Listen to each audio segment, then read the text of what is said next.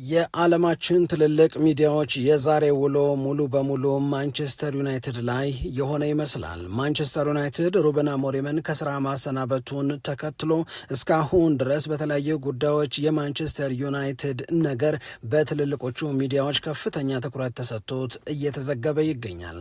አሞሪም ከ14 ወራት የዩናይትድ ቤት ቆይታ በኋላ ዛሬ ተባረዋል። ከዛ በኋላ የተነሱ ዋና ዋና የሚባሉ ጉዳዮች የትኞቹ ናቸው? አሁንም በማንቸስተር ዩናይትድ የሥራ ኃላፊዎች በጉጉት የሚጠበቁ ትልልቅ ውሳኔዎች አሉ። ነገ በስቲያ ማንቸስተር ዩናይትድ ከበርንሌ ጋር የሚያደርገው የፕሪሚየር ሊግን ጨዋታ ዳረን ፍሌቸር በጊዜያዊነት ይመራል። ነገር ግን ማንቸስተር ዩናይትድ የዘንድሮ የውድድር ዓመትን እስከ መጨረሻው ድረስ አብሮት የሚዘልቅ ጊዜያዊ አዲስ አሰልጣኝ ይሾማል ተብሎም እየተጠበቀ ይገኛል። በሌላ በኩል ማንቸስተር ዩናይትድን በቋሚነት ከአሞሪም የሚረከቡ አሰልጣኞች እነማን ሊሆኑ ይችላሉ የሚለውን ከማንቸስተር ዩናይትድ የውስጥ የመረጃ ምንጮች በመነሳት በጣም ትልልቅና የሚታመኑት ሚዲያዎች የተወሰኑ አሰልጣኞችን ስም በምክንያት አስደግፈው እየጠሩ ይገኛሉ። በእርግጥ ቀጣዩ ቋሚው የዩናይትድ አሰልጣኝ ማን ሊሆን ይችላል የሚለው የብዙዎቻችን ጉጉት ሆኗል። በሌላ በኩል አርሰናል አሁንም ከበጣም ብዙ የእግር ኳስ ባለሙያዎች አድናቆትና ክብር እየጎረፈለት ይገኛል።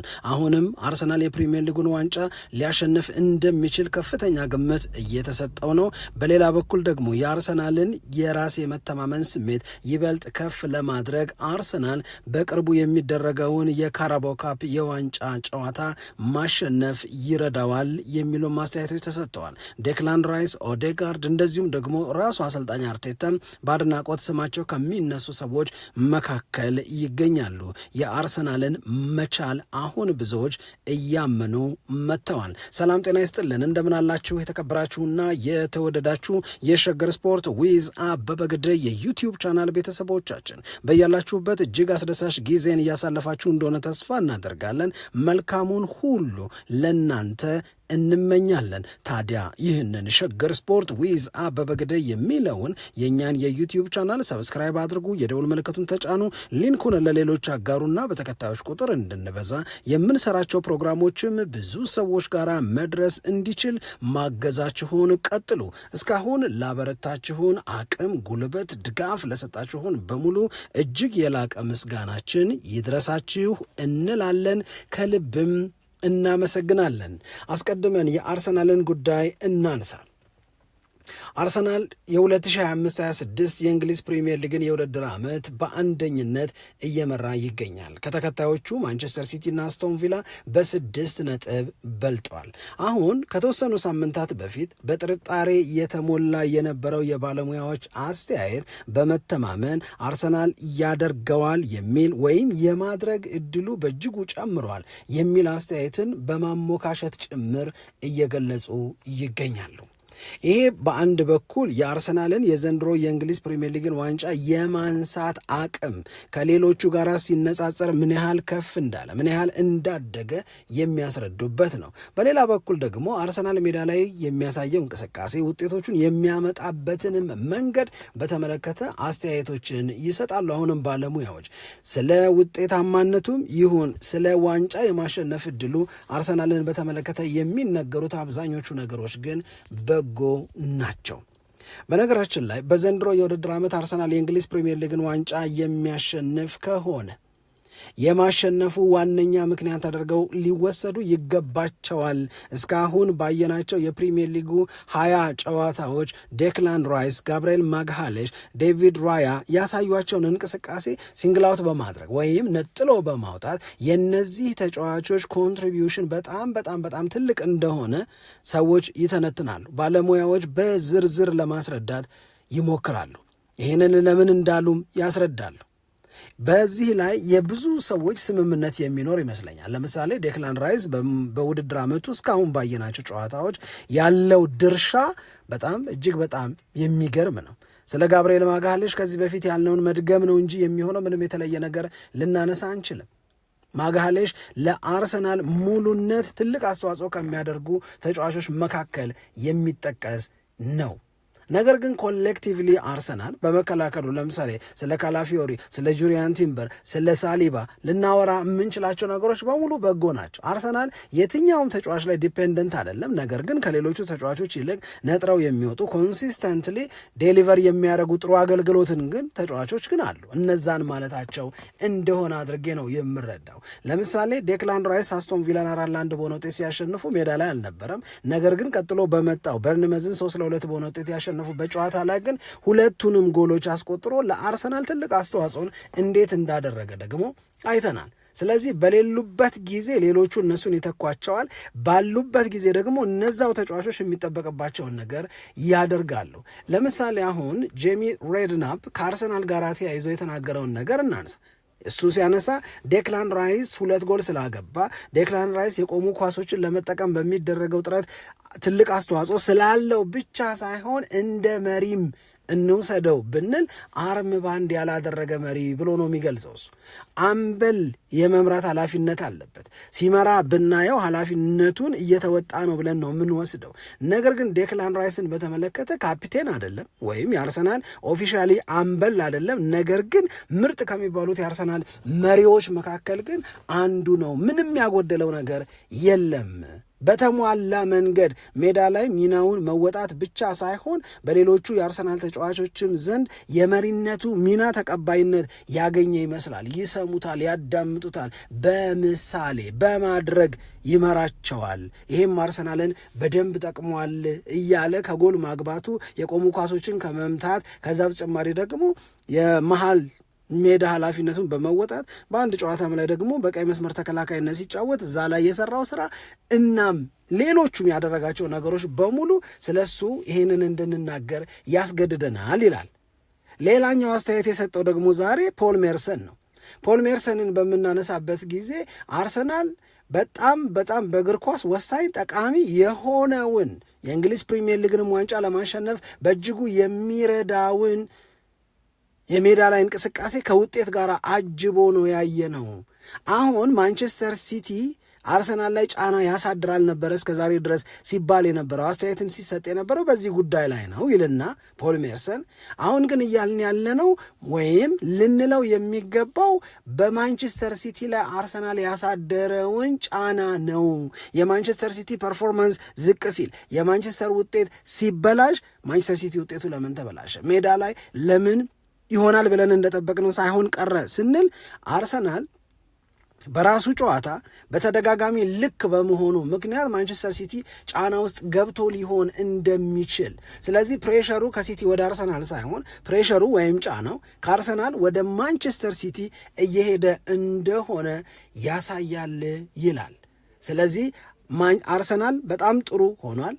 የፕሪሚየር ሊጉን ዋንጫ ለማሸነፍ ካለፉት 3 የውድድር ዓመቶች በሚገባ የተማረ በተጫዋቾች ስብስብ የተጠናከረ ስኳዱ የሰፋለት መሆኑን በትክክል ያስረዳል። ስለዚህ ከእሱ ጋር ለሚፎካከሩ በ2022-23 በ2023-24 ከኋላ እየተነሱ የቀደሙት እነ ማንቸስተር ሲቲ እንደነዛ 2 የውድድር ዓመቶች ዘንድሮ ቀላል እንደማይሆንላቸው እየተረዱ የመጡ ይመስለኛል የሚል አስተያየትን ሰጥቷል። እና በእግር ኳስ ትልቅ የሚባለውን ነገር አርሰናል ይዞታል ነው። እንደነዚህ ያሉ ጨዋታዎችን የሜዳ ላይ እንቅስቃሴው ጥሩ ሲሆንም እያሸነፈ ጥሩ ሳይሆንም እያሸነፈ በውጤታማነቱ አርሰናል ቀጥሏል። ይሄ ደግሞ ትልቅ ትርጉም አለው፣ ይረዳል። ፍላጎቱን ለማሳካት ዋንጫ ለማሸነፍ የሚያደርገውን ጥረት በከፍተኛ ደረጃ ያግዘዋል የሚል አስተያየትን ነው ፖል ሜርሰን እየሰጠ የሚገኘው።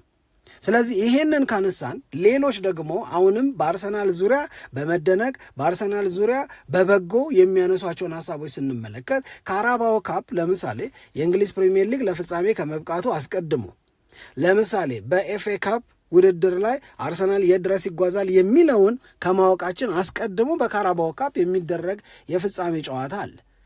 ኦፍኮርስ ከፍጻሜው ጨዋታ በፊት ከቼልሲ ጋር የሚያደርጉት የግማሽ ፍጻሜ ጨዋታ አለ። ከዛ በኋላ ደግሞ ከሲቲና ከኒውካስል አሸናፊ ጋር ደግሞ የዋንጫ ጨዋታቸውን ያደርጋሉ ተብሎ ነው የሚጠበቀው። ስለዚህ ይህንን በሚያደርጉበት ጊዜ የካራባኦ ካፕ ውድድር ከአርሰናል የምኞት ዝርዝር ስንነሳ ወይም የምንነሳ ከሆነ አራተኛው ሊሆን ይችላል። ያ ማለት ምን ማለት ነው? ፕሪሚየር ሊግ አለ፣ ቻምፒዮንስ ሊግ አለ፣ ኤፍ ኤ ካፕ አለ፣ እንደገና ካራባኦ ካፕ አለ። ከነዚህ ውስጥ የመጨረሻው ዘሊስት የምንለው ምኞታቸው፣ ፍላጎታቸው የካራባኦ ካፕን ማሸነፍ ሊሆን ይችላል። ነገር ግን ካራባኦ ካፕን ማሸነፍ የእንግሊዝ ፕሪሚየር ሊግን ለማሸነፍ በሚያደርጉት ጥረት ላይ በደንብ ያግዛል። ካራባኦ ካፕን ማሸነፍ በቻምፒዮንስ ሊግ ማሳካት የሚፈልጉትን ለማሳካት በእጅጉ ያግዛቸዋል።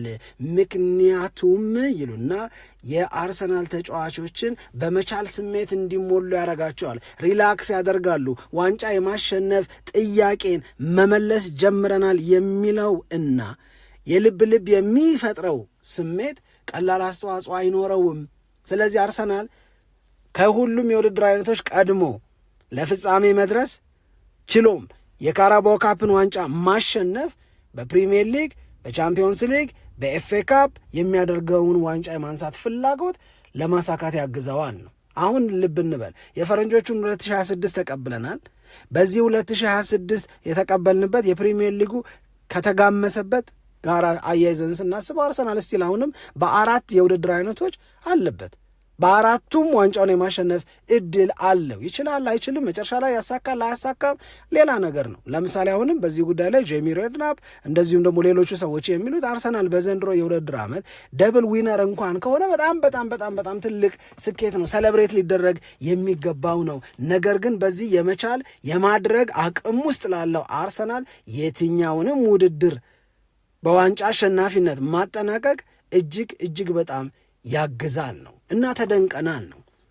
ከታች ወደ ላይ የሚመጣ ጫና አሁን አርሰናልን ስጋት ላይ አይጥለውም። የአርሰናል ጥንካሬ፣ የአርሰናል ቶሎ ቶሎ አለመሳሳት በነ ማንቸስተር ሲቲ እና በነ አስቶን ቪላ ላይ ግን ተስፋ የመቁረጥን ስሜት በቶሎ እንዲወርድ ሊያደርግ ይችላል። አርሰናል ይሄን ያህል ልክ ነው። የሚያምር የጨዋታ እንቅስቃሴ በየጌሙ ላይ ባያሳይም ሊወቀስ አይደለም የሚገባው። የሚጠቅመውን የሚያስፈልገውን ነገር እያደረገ በውጤታማነት እና በስኬት መጓዙን ቀጥሏል እያሉ የእግር ኳስ ተንታኞቹ ለአርሰናል አድናቆታቸውን እያጎረፉ ይገኛሉ ለማለት ነው። ሁለተኛው እና የዚህ ሰዓት ዋነኛ የሚባለው ጉዳይ ዩናይትድን የሚመለከተው ነው። ማንቸስተር ዩናይትድን በተመለከተ አሁንም በጣም ብዙ ሰዎች ጥያቄ ያላቸው፣ አሁንም በጣም ብዙ ሰዎች በማንቸስተር ዩናይትድ ጉዳይ ላይ ይነጋገራሉ። የእውነት ለመናገር አንዳንድ ጊዜ ማንቸስተር ዩናይትድ እና የእሱ ክብር የሚገባን ማንቸስተር ዩናይትድን በተመለከተ የሆነ ነገር የተፈጠረ እንደሆነ ሌላው ነገር በሙሉ ይቆምና ሁሉም ነገር ስለ ማንቸስተር ዩናይትድ ይሆናል። ከተለያየ አቅጣጫ ይተነትኑታል። ከተለያየ አቅጣጫ ሀሳብ ያሰባስባሉ። አሉ የሚባሉ የእግር ኳስ ሰዎች በሙሉ ስለ ትልቁ፣ ስለ ገናናው፣ ስለ ኃያሉ ማንቸስተር ዩናይትድ በጣም ብዙ ሀሳቦችን ይሰነዝራሉ፣ ይሟገታሉ፣ ይከራከራሉ። ለማንቸስተር ዩናይትድ ቀጥሎ ማን ይሻለዋል? ለማንቸስተር ዩናይትድ ቀጥሎ ምን ማድረግ ነው ትክክለኛ የሚባለው ውሳኔ? እያንዳንዷ ነገር ትርጉም አላት። ማንቸስተር ዩናይትድ ቤት የሚሰሩ ስራዎች፣ የሚወሰኑ ውሳኔዎች በጣም ትልቁን ክለብ በተመለከተ ስለሆነ የሚወሰነው፣ በጣም ትልቁን ክለብ በተመለከተ ስለሆነ የሚሰራው ስራ በቃ እያንዳንዱ ሰው ሀሳብ ይሰጣል። አሁን በዚህ ሰዓት ላይ ለምሳሌ ቢቢሲ ላይቭ ስርጭት አለው ማንቸስተር ዩናይትድን በተመለከተ በጽሁፍ። እናም ቶሎ ቶሎ የቢቢሲ ገጽ ላይ ቶሎ ቶሎ የቢቢሲ የስፖርት አምዶች ላይ ስለ ማንቸስተር ዩናይትድ ነው በተለያየ አቅጣጫ ሀሳቦች የሚሰነዘሩት። ላይቭ ነገር ነው እየተሰራ የሚገኘው። በዚህ ጊዜ ምን እየተሰራ ነው ያልን እንደሆነ ለምሳሌ ማንቸስተር ዩናይትድ አንድ ሩበን አሞሪም ከ14 ወራት የዩናይትድ ቤት አለቅነታቸው ወይም አሰልጣኝነቱ እንደተሰናበተ ያነሳል። እናም በዚህ ሂደት ላይ ማንቸስተር ዩናይትድ እዚህ ውሳኔ ላይ ለምን እንደደረሰ ቀደም ሲል በሰራነው ፕሮግራም ላይ የተጠቀሱትን አብዛኞቹን ነገሮች ያነሳሉ። ከዛ ሰበር ዜና በኋላ በቢቢሲ የተነገረን ትልቁ ቁም ነገር አዲሱ የምለው መረጃ እኔ ክለቡ አዲስ አሰልጣኝን በቅርቡ ይሾማል ተብሎ ይጠበቃል። አዲሱ የሚሾመው አሰልጣኝ በቋሚነት የማንቸስተር ዩናይትድ አሰልጣኝ ተደርጎ የሚሾም አይደለም። ነገር ግን የውድድር ዓመቱ እስኪያበቃ ድረስ ማንቸስተር ዩናይትድን ማን በጊዜያዊነት ያሰልጥነው የሚለው ነው። አሁን መጀመሪያ ላይ መስሎ የነበረው ነገር ዳረን ፍሌቸር ከሮቡ የበርንሌና የማንቸስተር ዩናይትድ ጨዋታ አንስቶ እስከ ውድድር ዓመቱ መጨረሻ ድረስ በጊዜያዊነት የማንቸስተር ዩናይትድ አሰልጣኝ ሆኖ በኦልድ ትራፎርድ ስራውን እንደሚሰራ ነበረ የነበረው ነገር ግን ቢቢሲ አሁን በግልጽ ያስቀመጠው ነገር ማንቸስተር ዩናይትድ ከዳረን ፍሌቸር ጋር ሮብ የሚኖረው ቆይታ የሮቡን ጨዋታ በተመለከተ ነው። እነ ዊልሆክስ እነ ኦማር በራዳ የሚወስኑት ውሳኔ ይጠበቃል። ያኔ ሲወስኑ ገምግመው መዝነው አጣርተው የዩናይትድን የ18 ዓመት በታች አሰልጣኝ ዳረን ፍሌቸርን በላንተው ያዘው ሊሉት ይችላሉ። ነገር ግን እንደ ቢቢሲ አገላለጽ የዳረን ፍሌቸር የዛሬ ሹመት ረቡዕ ማንቸስተር ዩናይትድን ይዞ እንዲቀርብ ነው እንጂ እስከ ውድድር ዓመቱ መጨረሻ ድረስ የማንቸስተር ዩናይትድ አሰልጣኝ እንዲሆን አይደለም። ለዛ እስከ ውድድር ዓመቱ መጨረሻ ድረስ ማን ይሁን ለሚለው በጣም በቅርቡ ምናልባትም ከረቡዕ ጨዋታ በኋላ ማንቸስተር ዩናይትድ ውሳኔውን ይወስናል ይላል። ይሄ ቢቢሲ ከሰበር ዜናው በኋላ በዩናይትድ ጉዳይ ላይ ልዩ ትኩረት አድርጎ ሲዘግብ ያስቀመጠው መረጃ ነው። ይህንን ካነሳም በኋላ ማንቸስተር ዩናይትድ በቋሚነት እነማንን ሊቀጥር ይችላል? የእውነት ገበያው ላይ የሚኖሩ አሰልጣኞች እነማን ናቸው?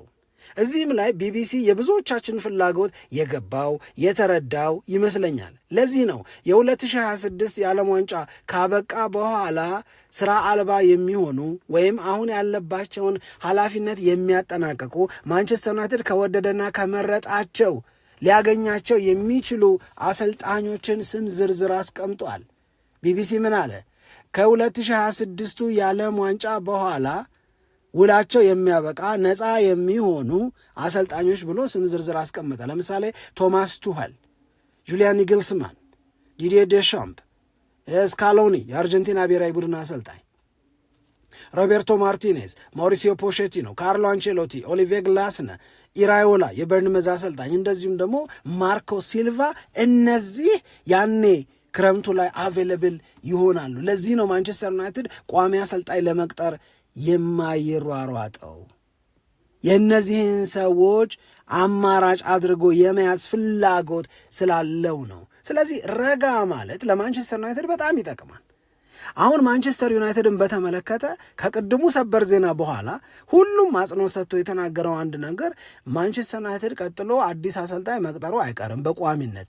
ነገር ግን አሞሪምን ሲቀጥር እንደተሳሳተ ከገባው ከ14 ወራት በኋላ ሁለተኛ የኢኒዮሶች የአሰልጣኝ ቅጥር ስህተት እንዲሆን አይፈልጉም። ሁለተኛው የበለጠ ጥንቃቄ የሚደረግበት መሆን አለበት። ሌላ ስህተት ማንቸስተር ዩናይትድ ቤት መስራት አይቻልም። ምክንያቱም ኢኒዮሶችን በተመለከተ በጣም በርካታ የወቀሳ አስተያየት እንደሚሰነዘር ሁላችንም እናስታውሳለን። ማንቸስተር ዩናይትድን ለወጪ የዳረጉ የውሳኔ ስህተቶችን ኢኒዮሶች ሰርተዋል። ለምሳሌ ዳን አሽወርዝን ሲቀጥሩ የከፈሉት ክፍያ አለ። ዳን አሽወርዝን ሲያባርሩ የከፈሉት ካሳ አለ። እሱ ብቻ አይደለም። ኤሪክ ቴንሃግን በተመለከተ ውል አራዘሙ፣ ኤሪክ ቴንሃግን አባረሩ፣ ለኤሪክ ቴንሃግ ካሳ ከፈሉ። ሩበን አሞሪምን ለመቅጠር ለስፖርቲንግ ሊዝበን የከፈሉት አለ። ሩበን አሞሪምን ሲያባረሩ ደግሞ አሁን ለአሞሪም የውሉን አጠቃላይ ክፍያ 12 ሚሊዮን አካባቢ ይከፍሉታል። በአጠቃላይ እነዚህን አይነት የወሰኗቸው ውሳኔዎች ማንቸስተር ዩናይትድን እስከ 52 ሚሊዮን ፓውንድ አስወጥቶታል። ይሄ በማንቸስተር ዩናይትድ ደጋፊዎች ዘንድ በበጎ የሚታይ አይደለም። የስቴዲየም የመግቢያ ቲኬት በተጨመረ ቁጥር እናንተ ተሳሳታላችሁ፣ የእናንተ ስህተት ገንዘብ ያስወጣል፣ የእናንተ ስህተት ያስወጣውን ገንዘብ እኛ እንድንከፍል ትጠብቃላችሁ፣ እንዲህ መቀጠል አይቻልም ብለው የማንቸስተር ዩናይትድ ደጋፊዎች ይነጫነጫሉ፣ ቅሬታቸውን ያቀርባሉ።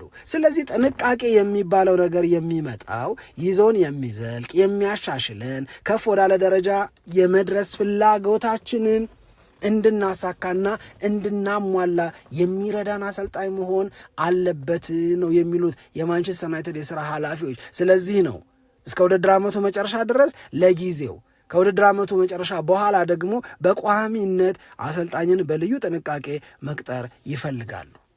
አሁን እነማን ናቸው የምር እና የእውነት የማንቸስተር ዩናይትድ አሰልጣኝ የመሆን ዕድል ያላቸው ሲባል በተለየ ሁኔታ የሶስት ሰዎች ስም ነጥሮ ወጥቷል። የመጀመሪያው ነገር የበርንመዙ አሰልጣኝ አንዶኒ ኢራዮላ ናቸው። አንዶኒ ኢራዮላ በበርንመዝ አሰልጣኝነታቸው በጣም ከተወደዱ ሰዎች፣ ውጤታማ ተደርገው ከሚወሰዱ ሰዎች መካከል ነው። ይህንን ሰው ማንቸስተር ዩናይትድ አሰልጣኝ አድርጎ መቅጠር ይፈልጋል። ስለዚህ የበጣም ብዙ ሰዎችን ስም ልትሰሙ ትችላላችሁ። ነገር ግን ደግሞ የመሆን ዕድልን የመሳካት የመፈጸም የምርም የመመረጥ ዕድልን በተመለከተ ግን ኢራዮላ ቀዳሚ ሊሆን ይችላል። ቢቢሲ ምን ብሎ አውጥቷል? ግላስነር የክሪስታል ፓላሱ አሰልጣኝ የማንቸስተር ዩናይትድ አሰልጣኝ የመሆን ዕድሉ ከሌሎቹ እጩዎች ይልቅ የበለጠ የሰፋ ነው ብሎ አስቀምጧል። አሁን እዚህ ጋር የሚመጣው ጥያቄ በእርግጥ በአሞሪም እና በማንቸስተር ዩናይትድ ኃላፊዎች መካከል ታክቲክን በተመለከተ አለመግባባት ከነበረ በባክስሪ መጫወትን የማንቸስተር ዩናይትድ ሰዎች ያልወደዱ እንደሆነ ግላስነርስ ያንን አይደለም ወይ የሚያደርገው የሚል ጥያቄ ሊመጣ ይችላል። ነገር ግን ከክሪስታል ፓላስ ጋር ውል እንዲያራዝም ጥያቄ ሲቀርብለት ግላስነር ያንን አልተቀበለም። አንዳንዶች ምን ብለው ተረድተውታል? የማንቸስተር ዩናይትድን ስራ የማግኘት እድል እንዳለው በመረዳት ነው ክሪስታል ፓላስን ውል አላራዝምም ያለው እስከ ማለት ደረጃ የደረሱ ሰዎች አሉ። ሌሎች የመረጃ ምንጮች ደግሞ ሶስተኛ እጩ አድርገው የሚያቀርቡት ከ4 ቀን በፊት ከቼልሲ አሰልጣኝነት የተነሳውን ኤንዞ ማሬስካን ይህም የመሆን ዕድል ያለው ነገር ግን የምር ለማንቸስተር ዩናይትድ ይሻላል ያዋጣል ማንቸስተር ዩናይትድ ቢያደርገው የአስተዋይ እናም ቅድም ያልነውን ጥንቃቄ የተሞላበትን ውሳኔ እንደወሰነ አድርገን እንወስደዋለን ወይ? በነገራችን ላይ ማሬስካ በእንግሊዝ ፕሪሚየር ሊግ ካሉ አሰልጣኞች በሰክሰስ ሬት ወይም ጨዋታን በማሸነፍ 100ኛ ያነጻጸርነው እንደሆነ በጣም ጥቂት አሰልጣኞች ብቻ የሚበልጡት አሰልጣኝ ነው። በጣም ጥቂት አሰልጣኞች፣ እነዛ ጥቂት አሰልጣኞች ብቻ ናቸው የሚበልጡት ከተባለ ሰክሰስፉል ነው ማለት ነው። ስለዚህ ይህንን ውጤታማነቱን ይዞ የማንቸስተር ዩናይትድ አሰልጣኝ እንዲሆን ታስበዋል ነው። በነገራችን ላይ አሁንም ማሬስካ በቼልሲ አሰልጣኝነት ቆይታው 49.1 በመቶ ጨዋታዎችን የማሸነፍ ሪከርድ ያለው ነው። ከእንግሊዝ ፕሪሚየር ሊግ 50 ከዛ በላይ ጨዋታ ካደረጉ አሰልጣኞች ጋር ሲነጻጸር 5ኛው ጎበዝ የፕሪሚየር ሊጉ አሰልጣኝ ያደርገዋል። ኡናይ ኤምሬ 54.4፣ አርቴታ 59.6፣ ጋርዲዮላ 60.7፣ አርነ ስሎት 62.5 በመቶ ጨዋታዎችን የሚያሸንፉ አሰልጣኝ ናቸው። ስለዚህ አርነ ስሎት 1ኛ፣ ጋርዲዮላ 2ኛ፣ አርቴታ 3ኛ፣ ኡናይ ኤምሬ 4ኛ፣ አሁን ያልነው ማሬስካ ደግሞ 5ኛ ደረጃ ላይ ይቀመጣል የሚለውንም እንደዚሁ ማንሳት ይኖርብናል። ስለዚህ እነዚህ 3 ሰዎች የማንቸስተር ዩናይትድ አሰልጣኝ ሆነው የመቀጠር እድል ሰፊ ነው ተብሏል። በሌላ በኩል ከተወሰነ ጊዜ በፊት ማንቸስተር ዩናይትድን በባለቤትነት የመያዝ ከፍተኛ ፍላጎት አላቸው የተባሉት የሳውዲው ቢሊዮነር የአሞሪምን መባረር በተመለከተ በሶሻል ሚዲያቸው ላይ እግዚአብሔር ይመስገን ብለዋል። ፈጣሪያቸውን አመስግነዋል። የግሌዘር ቤተሰቦች ደግሞ ቀጥሎ ወጪዎች፣ ቀጥሎ ተሰናባቾች እንዲሆኑ ተስፋ አደርጋለሁ የሚል ፖስት አውጥተው እሳቸውም የሚዲያ ትኩረትን ስበዋል። ሌላው መነሳት ያለበት ወይም ሳይነሳ እንዲቀር የማይገባው ነገር የማንቸስተር ዩናይትዱ አሰልጣኝ አሞሪም እንግዲህ ከታክቲክ ጋር በተያያዘ ብቻ ሳይሆን የእውነት ለመናገር ብዙ ነገር እንደተበላሸ የምታውቁት አሁን ተጨምቆ የሚወጣው የአሞሪም የቁጥር መረጃ ነው። ተጨምቆ የሚወጣው ማለት ለምሳሌ በማንቸስተር ዩናይትድ አሰልጣኝነት በፕሪሚየር ሊጉ ዘመን ካደረጋቸው ጨዋታዎች ጥቂቶቹን ብቻ በማሸነፍ አሞሪም ነው። ኢቨን ከእሱ በፊት የነበረው ኤሪክ ቴን ሃግ በብዙ የማንቸስተር ዩናይትድ ደጋፊዎች የማይወደደው አሰልጣኝ በማሸነፍ ሪከርድ ከሄድን ከአሞሪም ይሻላል ይላል። ጥቂት ጎል በማግባት አሞሪም ነው የሚጠቀሰው። ይህም መጥፎ ነው። ብዙ ጎል በማስተናገድ አሁንም አሞሪም ነው የሚጠቀሰው።